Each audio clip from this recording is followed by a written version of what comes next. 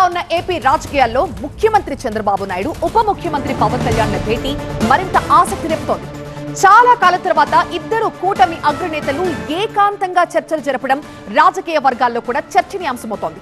ఇరువురి మధ్య పరిపాలనాంశాలతో పాటుగా ఇటీవల రాజకీయ పరిస్థితులు, కూటమి సమన్వయం, నామినేటెడ్ పదవుల పంపకం, రాబోయే స్థానిక ఎన్నికల వ్యూహాలపైనే చర్చించినట్టుగా తెలుస్తోంది. నామినేటెడ్ పదవులు, కార్పొరేషన్లు, కమిటీల్లో తమకు తగిన ప్రాతినిధ్యం లభించడం లేదన్న భావన జనసేన శ్రేణుల్లో నెలకొన్న పరిస్థితుల్లో ఈ విషయంపైన ఇద్దరు నేతలు కీలకంగా చర్చించినట్లుగా తెలుస్తోంది. త్వరలోనే ఖాళీ కాబోతున్న రాజ్యసభ స్థానాలకి మిత్రపక్షాల పంపకం, అభ్యర్థుల ఎంపిక తదితర అంశాలను కూడా బాబు పవన్ల మధ్య చర్చకు వచ్చినట్లుగా సమాచారం. బీజేపీతో కూడా మాట్లాడాక పెద్దల సభకు అభ్యర్థిత్వాలపై ఒక నిర్ణయం తీసుకునే అవకాశం ఉంది. తిరుపతి లడ్డూ కల్తీ వ్యవహారంలో ప్రభుత్వంపై వస్తున్న విమర్శల్ని తిప్పికొడుతూనే ఈ అంశాన్ని మరింతగా ప్రజల్లోకి ఎలా తీసుకువెళ్లాలన్న అంశంపైన సీఎం, డిప్యూటీ సీఎం చర్చించినట్టుగా తెలుస్తోంది. ఇటీవల పరిణామాలతో రాష్ట్ర రాజకీయాల్లో కుల సమీకరణాలు తెరమీదకొస్తున్న వేళ కూటమి మీద ఆ ప్రభావం ఎలా ఉండబోతుందన్న అంశాన్ని నేతలు చర్చించినట్టుగా తెలుస్తోంది. ప్రభుత్వంలో పవన్ తన పాత్రను మరింత ప్రభావవంతంగా నిర్వహించాలన్న అభిప్రాయంతో పాటుగా కూటమి ఐక్యతని మరింత పెంచేలాగా ముందుకు వెళ్లాలని కూడా ఈ భేటీలో నిర్ణయించినట్టుగా తెలుస్తోంది. ఇద్దరు కీలక నేతల మధ్య జరిగిన సుదీర్ఘ చర్చలు రాష్ట్ర రాజకీయాల్లో కొత్త సమీకరణాలకు దారితీసే అవకాశం ఉందన్న మాటైతే బలంగా వినిపిస్తోంది.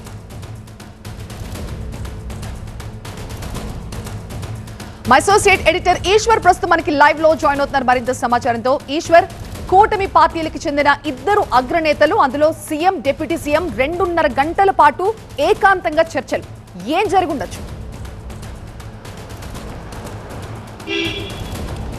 ఆంధ్రప్రదేశ్ రాష్ట్ర రాజకీయాల్లో భవిష్యత్తు నెల రోజుల్లో చోటు చేసుకోబోయే కీలక మార్పులకు కావచ్చు, భవిష్యత్తులో చోటు చేసుకోబోయే అనేక కీలక సమీకరణలకి ఈరోజు సమావేశం వేదిక కాబోతుంది. చాలా ఏకాంతంగా సుదీర్ఘంగా సాగిన ఈ సమావేశంలో అనేక కీలక అంశాల మీద దాదాపుగా 2.5 గంటల పాటు సమావేశం జరిగింది. ప్రధానంగా 4 అంశాల అజెండా. ఒకటి కూటమి ఐక్యతకి సంబంధించింది, రెండవది రాజ్యసభ సభ్యులకు సంబంధించింది, మూడవది తిరుపతి లడ్డు వ్యవహారం.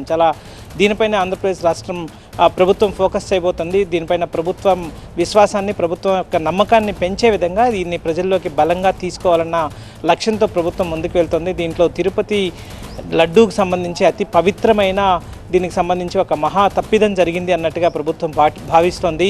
దీన్ని ప్రజల్లోకి పెద్ద ఎత్తున తీసుకెళ్లాలన్న ఉద్దేశంతో ప్రభుత్వం ఉంది. దీంట్లో పవన్ కళ్యాణ్ క్రియాశీలక పాత్ర, చాలా కీలక పాత్ర పోషించాలని ప్రభుత్వం కోరుకుంటోంది. దానిపైన ఈరోజు ముఖ్యమంత్రి పవన్ కళ్యాణ్ మధ్య సుదీర్ఘంగా చర్చ జరిగింది. ఎందుకంటే ఆంధ్రప్రదేశ్లో దాదాపుగా ప్రభుత్వం అధికారంలోకి వచ్చిన 1.5 ఏడాది తర్వాత రాజకీయ సమీకరణలు మారుతున్నాయి. వాటికి సంబంధించిన సోషల్ ఇంజనీరింగ్ ఈక్వేషన్స్ కూడా మారుతున్నాయి. వాటన్నిటిని మళ్ళీ సెటరేట్ చేయాల్సిన నేపథ్యం ప్రస్తుతం తాజాగా నెలకొని ఉంది. అదే సమయంలో ప్రతిపక్షం కూడా పెద్ద ఎత్తున అగ్రెసివ్గానే ముందుకు వెళ్తున్న నేపథ్యం కనిపిస్తోంది. అదే సమయంలో అనూహ్యంగా జరిగిన ఇటీవల చోటు చేసుకున్న పరిణామాల నేపథ్యంలో ప్రభుత్వం ప్రతీకార చర్యలకు వెళ్తుంది అన్న దిశగా చర్చలు జరుగుతున్న నేపథ్యంలో వాటికి కూడా కౌంటర్ వేయడానికి, వాటికి కూడా ప్రభుత్వమే ఇట్లాంటి ఎట్టి పరిస్థితుల్లో ఇట్లాంటి ప్రతీకార చర్యలకి వెళ్ళబోదు అని చెప్పే ఒక మెసేజ్ని ఇవ్వాలన్న లక్ష్యంతో కూడా ముందుకు వెళ్తుంది. సో వీటన్నిటినీ క్రోడీకరించుకుని ఇద్దరు అగ్రనేతలు, కూటమిని లీడ్ చేస్తున్న ఇద్దరు అగ్రనేతలు సమావేశం అవడం, అదే దాన్ని రేపటి నుంచి కార్యాచరణలోకి తీసుకెళ్లే ప్రయత్నం చేసే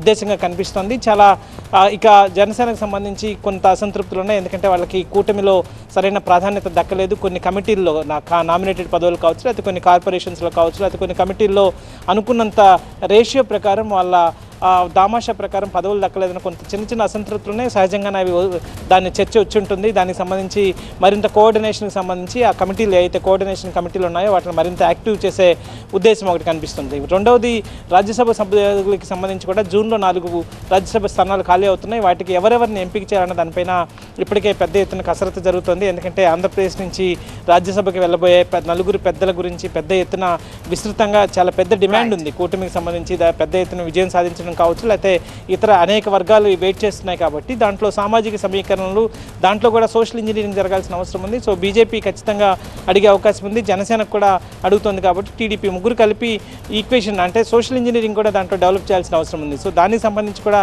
సుదీర్ఘమైన చర్చ జరిగింది. ఎందుకంటే అన్ని వర్గాల నుంచి అన్ని పార్టీలకి ఒత్తిడి ఉంది కాబట్టి. మూడవది, పార్టీల పరంగా కూడా వేరైనప్పటికీ కూడా ప్రభుత్వం కూటమి ఒకటే ఉంది, కూటమి ప్రభుత్వం ఉంది కాబట్టి ఐక్యంగా ముందుకు వెళ్ళడానికి అవసరమైన కసరత్తుకు సంబంధించి కూడా ఈరోజు కీలకమైన చర్చ జరిగింది. సో వీటన్నిటి నేపథ్యంలో చాలా కీలకమైన చర్చగా దీన్ని భావించాల్సిన అవసరం. సో ఇద్దరి ఈ సమావేశానికి సంబంధించి భవిష్యత్తులో జరగబోయే మార్పులకి ఇది ఒక కీలక నాంది పలకబోతున్నది ప్రధాన ఉద్దేశంగా తెలుస్తోంది.